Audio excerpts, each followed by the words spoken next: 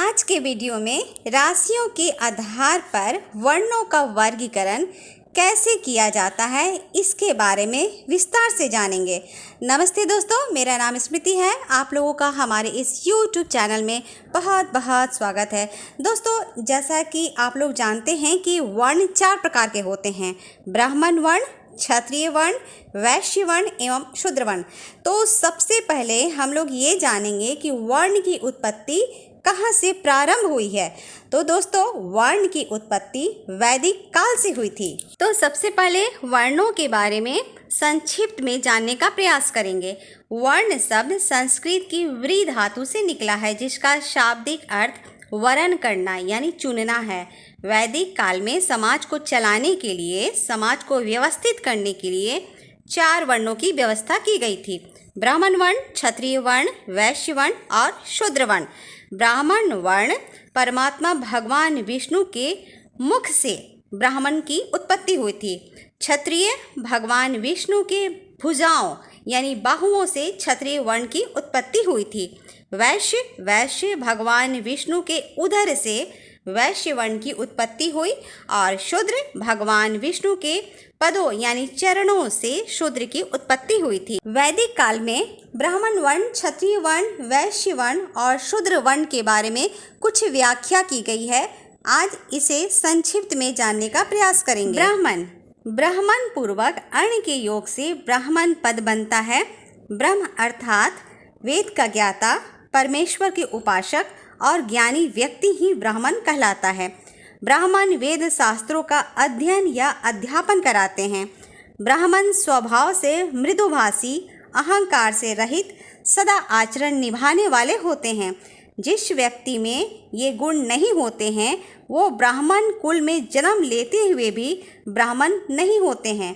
ब्राह्मण कुल में जन्म मात्र से ही व्यक्ति ब्राह्मण नहीं होता है। ब्राह्मणों के अंदर ज्ञान बहुत जरूरी होता है। उनके अंदर छल कपट की भावना नहीं होनी चाहिए। जो भी जातक ब्राह्मण कुल में पैदा हुआ है, यदि वो अज्ञानी है, दूसरों से ईर्ष्या रखता हो, दूसरे के धन पर निगाहें रखता हो, वह ब्राह्मण शूद्र के समान होता है। क्षत्रिय, क्षत प्लस त्रय यानी क्षत्र ही क्षत्रिय कहलाता है। जो प्रजा की सुरक्षा संरक्षण करता है, उस गुण वाले व्यक्ति को क्षत्रिय वर्ण कहते हैं। आज के युग में इसे राजनेता, सेनाधिकारी, सैनिक को क्षत्रिय वर्ण से देखते हैं। ये लोग शूरवीर होते हैं, युद्ध में आगे रहते हैं। वैश्य, विश्व से यत होकर वैश्य की रचना होती है। जो वाणिज्य विद्याओं में प्रविष्ट रहता है, संलग्न रहता है, कृषि, वाणिज्य, व्यापार में रुचि रहती है, ऐसे गुण वाले को वैश्य वर्ण कहते हैं।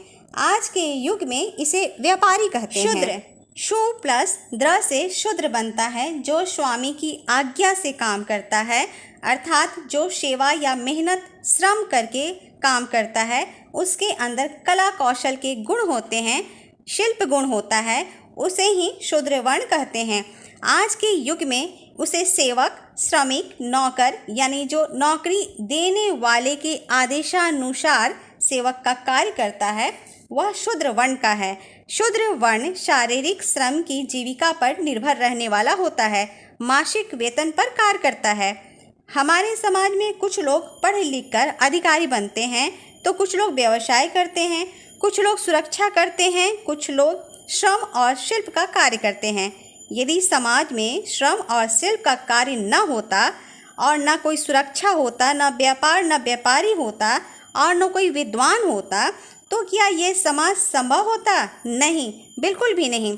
इसलिए वैदिक काल में ये सारे वर्ण की उत्पत्ति की गई थी। वैदिक काल में कोई ब्राह्मण, वैश्य, क्षत्रिय या शूद्र जन्म नहीं लेते थे या उन्हें बनाया नहीं जाता था, अपितु स्वयं के चुनाव से ही वर्णों का निर्धारण हुआ करता था। जिनको शिक्षा और वेद धर्म में रुचि थी, वो ब्राह्मण का चुनाव किया करते थे। जिन्हें युद्ध में रुचि हुआ करती थी, जो बलशाली थे, वे क्षत्रिय हो गए। जिन्हें व्यापार करना उचित लगा, वो वैश्य हो गए। और जो लोग शिक्षा ग्रहण न कर सके, दूसरों पर निर्भर रह के जीवन यापन करते थे, शिल्प कला कौशल से धन कमाते थे, वे लोग शूद्र हो गए। विद्या और तप से परिपूर्ण व्यक्ति ही पक्का ब्राह्मण होता है। पर जो विद्या और तप से शून्य है वह जाति मात्र के लिए ही ब्राह्मण है, वो पूज्य नहीं हो सकता। वाल्मीकि रामायण में अनेकों उदाहरण उपस्थित हैं जहाँ ब्राह्मण के साथ शूद्र को हवन और पूजा में सामूहिक रूप से आमंत्रित किया जाता था। इससे यह प्रमाणित होता है कि वेद से लेकर वाल्मीकि रामायण तक कोई भी जाति भेदभाव नहीं हुआ था। वर्ण हमेशा व्यक्ति के योग्यता के आधार पर ही निर्धारित हुआ करता था। अब ज्योतिष के आधार पर इन वर्णों का वर्गीकरण राशियों के बीच कैसे किया गया है, ये सब जानने का प्रयास करेंगे। यहाँ चारों वर्णों के सामने राशियों के नाम दिए गए हैं और यही राशियाँ अपने अपने वर्णों से जाने जाते हैं। ब्राह्मण वर्ण में कर्क, वृश्चिक और मीन राशि आती है, जो कि जल तत्व प्रधान राशि है। ये लोग प्रतिभावान, सदाचारी, अहंकार रहित और ज्ञान रखने वाले होते हैं। छल कपट से दूर रहना पसंद करते हैं। क्षत्रिय वर्ण में मेष, सिंह एवं धनु राशि होती है, जो कि अग्नि तत्व प्रधान राशियां हैं। इनके अंदर ऊर्जा, क्रोध, साहस और हिम्मत रहता है। वैश्य वर्ण में वृषभ, कन्या और मकर राशि आती है, जो कि भूमि तत्व राशियां हैं। इनके अंदर व्यापार का गुण विद्यमान रहता है, पैसों को पकड़ना अच्छे तरीके से जानते हैं।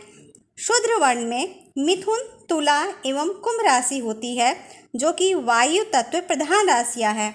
ये लोग मेहनती होते हैं। ये लोग स्वतंत्र रूप से अपनी कलाओं से काम करना पसंद करते हैं, परंतु ये लोग नौकरी करके भी पैसा कमाते हैं। तो दोस्तों, आज के वीडियो में आप लोगों ने वर्णों और वर्णों के चारों भागों के बारे में जाना। साथ में ये भी जाना कि वर्गों का वर्गीकरण राशियों के बीच कैसे किया जाता है।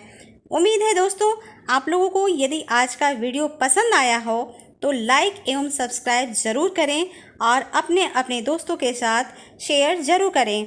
जल्द ही किसी नए विषय के साथ पुनः उपस्थित होंगे। तब तक के लिए धन्यवाद। नमस्ते।